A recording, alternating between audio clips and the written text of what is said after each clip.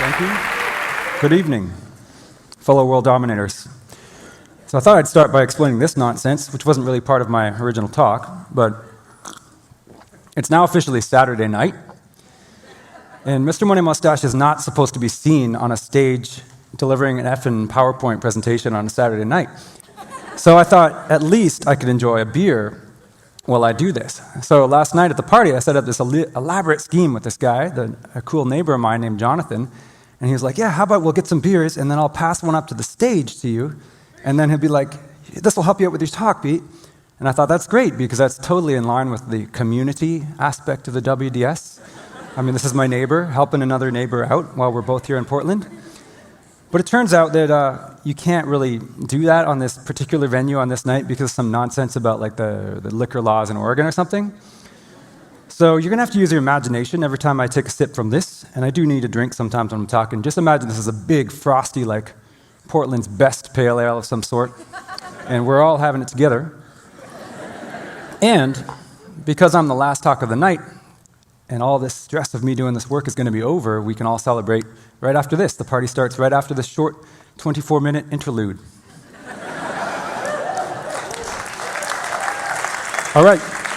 So I figured with this being the World Domination Summit and all, I needed a talk that sounded similarly enormous, so I created this one, with not just one, but 2 unicorns to represent its epic status.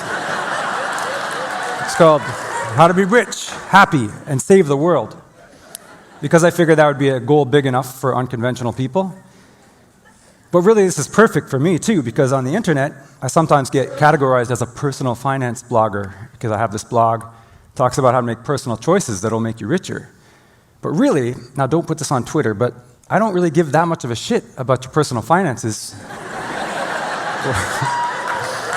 What I care about is how much better a world we're all going to get to live in if we all become a bit more rational with our money. So all this, because money is a really powerful thing. It really has the power to like completely improve the world we live in, or it could also trash it overnight, just depending on what choices we make with that money. A lot of power, and it really boils down to only 3 amazing facts. 3 amazing facts that will make you rich. Now we're going to begin with a quick list, and then we'll get into the details of each one, so we can put this stuff into practice in our own lives. So if we're ready, we shall begin. Fact number 1, almost everybody sucks at money. And this includes the middle class, the poor, our financial advisors. This is way funnier than I expected to be, thank you. Most of our stock market traders and gurus and what we consider to be the rich people, and of course even our presidential candidates, and the mayors of our cities, and the people who design the cities that we live in, they all suck at money. But what do I mean by that? You're going to have to stay tuned, because first we have to cover fact number 2. Getting rich enough to retire only takes about 10 years. None of this 45-year nonsense where you retire at 65 or 70 or never, like they keep telling us in the newspapers. And just as an example, here's my own story. You can follow along with the arrows. Here's me at 21 years old, drinking some beer with a buddy because we had just finished engineering school. Cheers, Travis, if you're watching this. Next, here's me about halfway through my career at 26, rocking a little low-key Satan costume in my cubicle one afternoon. Because it was Halloween, halfway through my career. Then, at the bottom, there's me at 31, freshly retired, enjoying a beach on Hawaii with some friends on a kayak trip. And then fast-forwarding another 10 years, here's me very recently on another beach with some more friends, a bit less good-looking, but at least I'm still retired and still having a good time. And it's not just me who has this early retirement superpower. Most of us in the United States and other rich countries have options like this open to us. That's fact number 2. Fact number 3. Work is better when you don't need the money. Now, it's wonderful to become rich enough to retire. But what if you don't want to retire because you can't imagine yourself sitting around all day? Well, I agree. Because you're watching this talk, all of us are going to become quite wealthy at a surprisingly young age. So congratulations on that. But you're probably going to keep working. You just might choose to do different work. And you're definitely going to have a lot more fun doing it, because work is better when you don't need the money. So before we go any further, we should probably take a step back, and I can explain to you who I am and why I could think I'm qualified to change the diapers of the entire rich world like this. On the internet, my name is Mr. Money Mustache, And these days, I'm an accidental, part-time lifestyle guru and the leader of an ironic fake cult that is called Mustachianism. And 15 years ago, I had a dream. My girlfriend and I had been together for a while, and things were getting serious, and we were figuring we'd probably get married eventually, and we'd probably have kids eventually.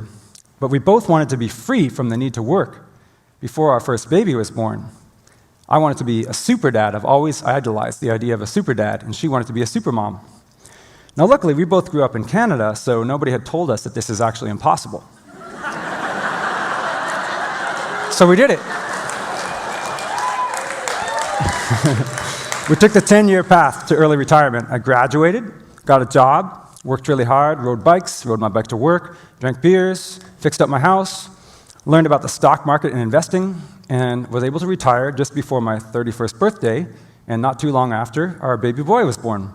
So, the goal was reached. I was a super dad. We were both super parents. We played together as a family on the weekends, but also on the weekdays. We went on all these big trips together.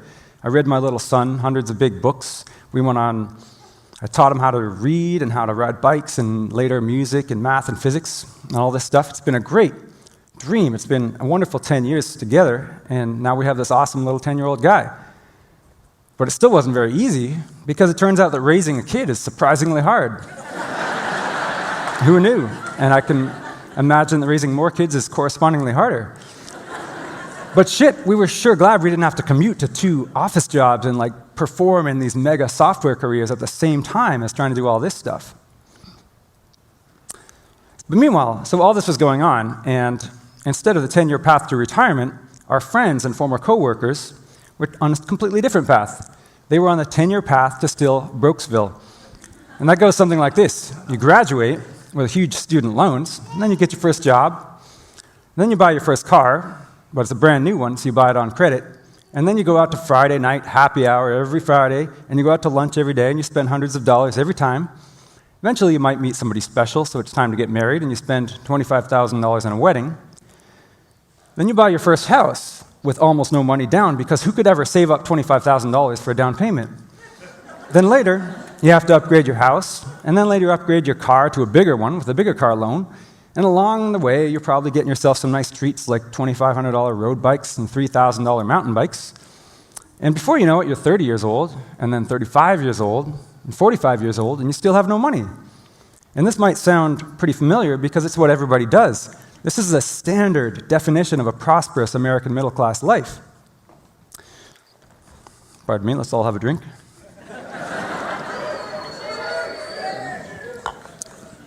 So while all this was happening, a funny thing happened to me in the area of work. And that strange thing is that I kept doing it. I mean, I worked all those years in the cubicle so I could escape the cubicle. But once I retired, it only freed me up to do stuff I love to do even more. In my case, that was carpentry and building houses. So I started this small house building company, and then I ran that until it wasn't fun anymore. And then more recently, I built my own house, which is this one in the picture, and that was extremely fun. So I'm going to keep doing stuff like that forever. And somewhere in these 10 years since retirement, I started writing, which has led to the part-time lifestyle guru career, which has brought me here today. And obviously that was worthwhile. And it lets me do stuff like this picture on the bottom, which is an event called Camp Mustache in Seattle, just back in June.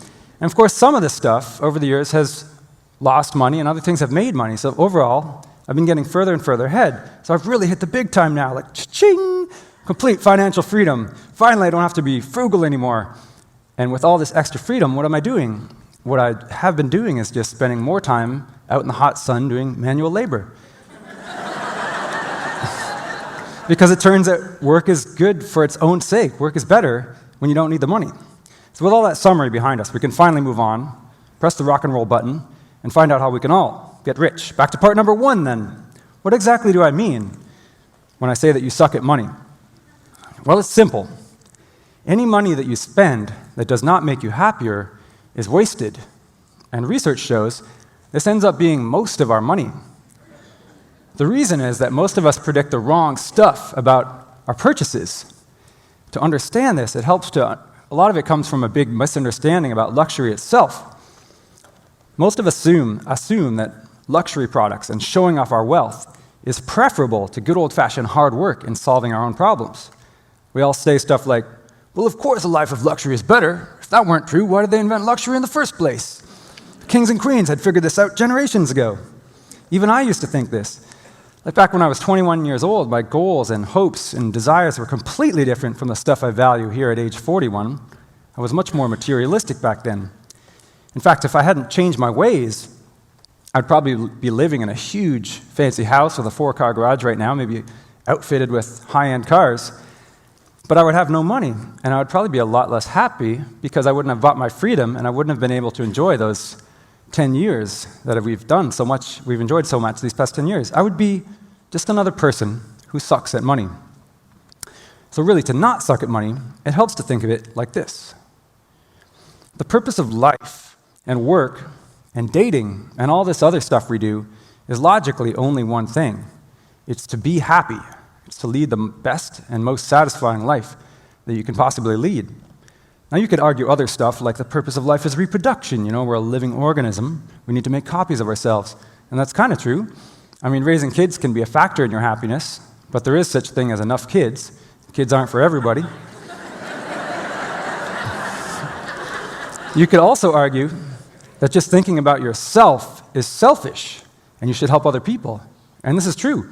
You really should help other people. It's a great thing to do with your time. But it turns out that helping other people and making them feel better makes you feel better too, and feeling better is just a fancy way of saying being happy, which brings us right back to the smiley face, the actual logical purpose of life. But what does all this have to do with money? You could think of it this way. Imagine that you're this caveman stick figure. You've got a nice fire there, access to nature. Is it possible for this guy to be happy? Well, maybe. But maybe it gets freezing cold at night, or maybe there's dangerous animals in the area. So we expand his lifestyle just a little bit. We'll give him some shelter. Is this a complete life for our caveman stick figure? Cheers. Well, obviously not, because one of the basic needs is not met, which is food, so we'll give some food to the man. Is this a complete life? It's getting better, but most of us benefit from companionship, which I've represented here with this stick figure diagram of my wife. Now, what you have here, especially if these people are part of a village with strong social ties, really is the complete picture for human happiness, because they can laugh and love and learn and raise babies and actualize themselves and solve problems and create music together, all this stuff. And that makes sense because most of human existence has been spent in these conditions, about 99% of it. It's just that we weren't around to see that. But just for a thought experiment, let's expand it a little further. Suppose Mr. and Mrs. Stick Figure hit the big time and they expand their lifestyle a little more. So now they've got a nice symmetrical mansion with a Bentley and a Mercedes and a fountain there. Are they happier now that they've left the village of the sick people? Well, maybe, but maybe not, because they've probably severed a lot of social ties when they moved out to the country like this. But just to keep going, let's see if we make things a little better for them. What if they get a few more Bentleys, a few more Benzes, and some butlers to help out with all the hard work of maintaining this compound? Does this make them happier now that they have to put less effort into their lives? And if so, we should probably add a bed, because what could be better than lying in bed and having everybody serve you stuff and you could just gaze out at your luxury empire? And if that's better, we should probably add a bedpan and a catheter as well. Because what could be better than lying in bed all day and never even having to get out of that bed? And we could add a big TV so you could watch the world go by as you lie there.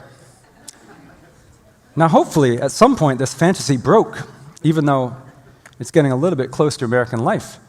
And that's because adding more fancy shit and taking away effort from your life is not the path to a better life. And the reason is that effort and learning and all this other stuff that we've figured out by studying it in recent decades is really the stuff that makes us happier. Now, if you check out this next slide, I've put these things into hexagons so they look scientific. These are the...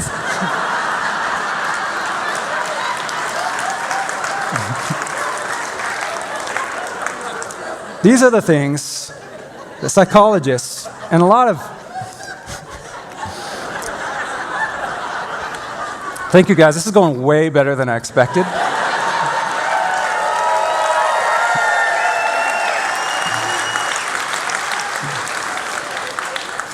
All right, so these are the things that psychologists have figured out actually have an effect on human happiness. You've got friendship, freedom, health, meaningful work, there's that word again, privacy, a philosophy of life, which is what helps you decide how to react when things go wrong, and that's something that's missing in a lot of our lives, and of course, community, access to a network of friendly people. And as it turns out, all of these scientific hexagons were covered way back here in the village of the stick people, because they could laugh and learn and solve problems and have relationships and all that. And meanwhile, whenever I show up in the news, poor old Mr. Money Mustache, everybody starts complaining. They're like, that guy's crazy. I could never lead a life like that. Hardcore frugal. I hear they try to live on $25,000 a year. They must be using like leaves and rocks for their toilet paper. Which is obviously nonsense. I mean, here's a picture of me enjoying my brand new spatula and frying pan in this badass kitchen that I got to make myself. This is way more than the stick people have, and that's the whole point. Because even a life at the bottom of the US spending scale is still way more than enough to be happy, as long as you spend it on the right stuff.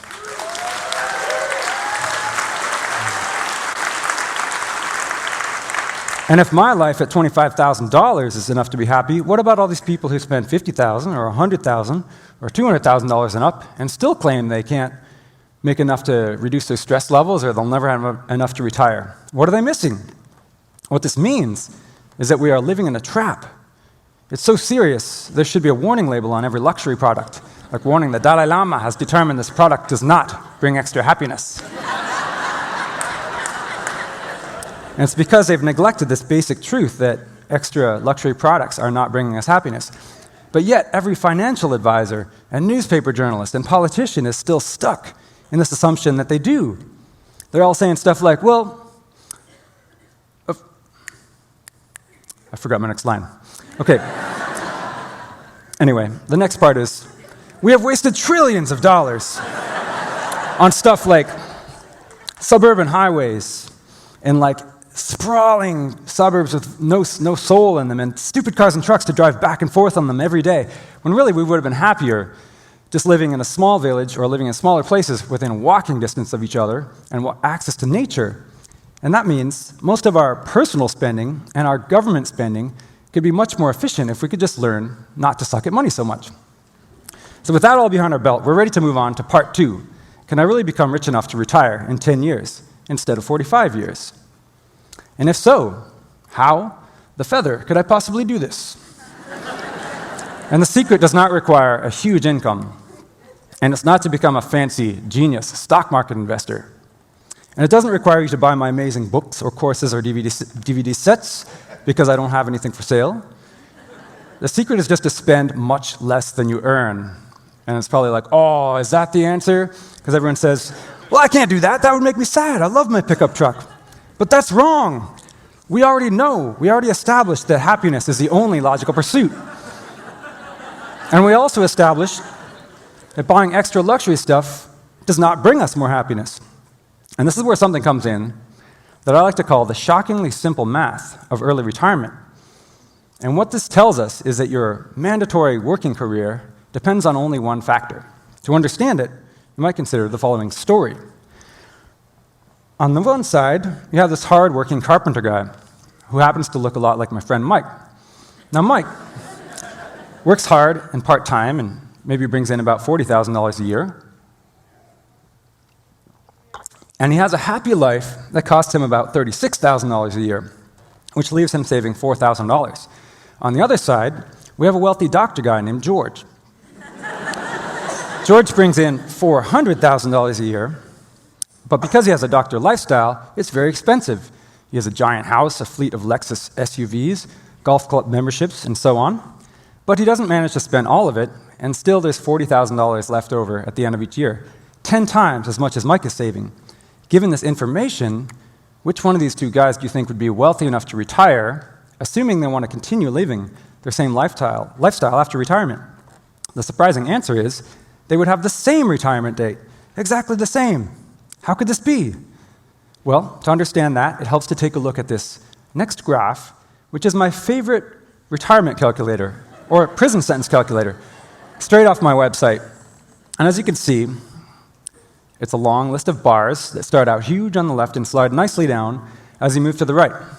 Now, this is a graph of how long you have to work. It turns out the only thing that controls how long you have to work is how much of your paycheck you can save after tax as a percentage of your take-home pay. Now, if you look carefully, one of these bars says United States on it, and it's at around 6%. That means the average American saves 6% of their income, spends the other 94%, and thus is on track to retire in about 60 years, which is the same as never. The only thing that saves us is our Social Security program, or inheritances, or little corner cases. Our savings rate is not big enough, and therein lies the problem. But if you just start making small changes, like just switching from the ridiculous cars and trucks that most of us buy with an average price of $30,000 to something reasonable, like buying a used Honda off of Craigslist, for example, with money that maybe you actually have, can already bring you up to a savings rate of 20%, which cuts 20 years off of your prison sentence. Learning to make a good meal at home and not going out to dinner 5 to 7 nights a week, like many people do in my kind of age range, makes another big notch. Learning to ride a bike and designing your life so you're not commuting back and forth 15,000 miles like the average American actually does, according to the statistics, brings you up another giant notch. And just making a few other changes, like not air conditioning the crap out of your house 24 hours a day and doing 50 loads of laundry for one person, will bring you the rest of the way there. And if you can get to a savings rate around 64%, just as an example, that puts you to a career that's under 11 years. And that's exactly what I did during my career in software, using only my superpowers as naive Canadian man. I mean, here I was, thinking I was living this big, fancy life in my new American job, but because I only managed to spend part of my paycheck on fancy stuff, the rest of it built up, and that left me free to retire before my first baby was born. Now, if I can do that, this actually works at almost every income level, by the way, and lower incomes, it's even more important to become efficient at saving, but it's almost effortlessly easy for those of us with higher incomes, and yet somehow, the higher income people are still almost as broke and stuck working almost as long as those of us with average incomes. So if you got all that down pat, you're finally ready for part 3. We're on the home stretch. Work is better when you don't need the money. Now, it's wonderful to become rich enough to retire, as I said, and a lot of people, when presented with my unavoidable logic that early retirement is not as difficult as they thought, they pull out one final excuse. They're like, but I like my job. I'm a doctor, an entrepreneur, or some other cool thing. I could never retire. I don't know what I'd do if I retired. So I can keep spending all my money on crap, right? And of course the answer is no. You ignore Mr. Money Mustache's advice at your own peril. Because no matter what your job, it gets way better if you don't need the money. I mean, put it this way. What if you woke up tomorrow and found $1 billion sitting next to you in a bag on the hotel bed? Would you change anything about your job? Maybe at least award yourself 3-day weekends or flexible work hours? Or would you consider saying yes if your favorite sister or your best friend called you up and invited you on a life-changing 3-month vacation and you had to take off quickly? If you're an entrepreneur, would you consider maybe being a bit more innovative with your company or treating your employees or your customers a little bit better? Well, it really depends on how much you love your work, because we're really talking about two different things when we talk about work and money. The purpose of work is to create. It is to fuel your soul, whereas the purpose of earning money is to have enough money. How much is enough? Well, enough to max out your happiness. After that, getting any more money will not make any difference in your happiness. Now, the good news is this is not the death bell of your career. It's more like the birth announcement. Because if you're still working when you don't need the money, you have no choice but to do that work truthfully. Almost done. Now, I like to call this concept authenticity, and it's the most powerful form of marketing. You can put that on Twitter if you want. It is, your customers can smell it a mile away. And that's how I feel about this guy. I mean, if people sense that you're not sucking every last dollar out of every transaction when you're conducting business with them, and you don't really even seem to care about making too much money on them, they come to realize, holy shit, this person is doing this out of love. And that's how I feel about the guy in this picture, Elon Musk. Because Elon had over $165 million in cash when he sold PayPal back in 2002. The guy was like 31 years old then, and that's about the same age I was when I quit my career as a software engineer with obviously much less money. Now, $165 million is more than enough money to do whatever you like for the rest of your life in style. Like Elon could be floating around in a jet-powered hot tub filled with attractive people like sipping martinis and looking down at us right now over the cloud tops. But instead of that, he plowed all this money back into stuff like Tesla Motors, Solar City, SpaceX, to do what he felt would be the best thing to positively impact the future of humanity. Now, whether you agree with his business strategies or not, you have to agree that this guy is for real. And his customers feel the same way too, and his investors. And this is why Tesla is worth about the same amount as on the stock market as General Motors, even though GM still sells $300 times as many cars as Tesla for now. People are excited about an authentic entrepreneur. They line up to buy your products, like the lineup of raving customers to buy the Tesla Model 3 when it came out earlier this year. This is way better than just being another internet trickster who builds a deep, slippery email funnel and sells $300 ebooks about how to sell $300 ebooks to anybody. If you can get yourself financially independent, not only does it give you the power to eliminate most of the bullshit from your life, but it forces your life's work to become more truthful. Now, this shit really matters. Because in the world today, there are people who grind away like little gears until they die, and then there are people who do pretty well for themselves, but leave nothing more than a trail of conspicuous consumption, like empty champagne bottles, depreciated luxury cars and yachts and vacation homes. And then there are people who leave a lasting difference. Now, there's a classic Greek proverb which goes something like, "A society grows great only when the old people plant trees, even when they know they won't be around to enjoy the shade of those trees." And that's why the title of this talk ends with, "And save the world." Because if you can get yourself free from the need for money, you have no choice but to do work that is better for you and better for the world. I mean, sure, people will like you more and you'll be richer and happier, but if you're doing it for love instead of money, you'll have no choice but to do a better job. Thanks, guys.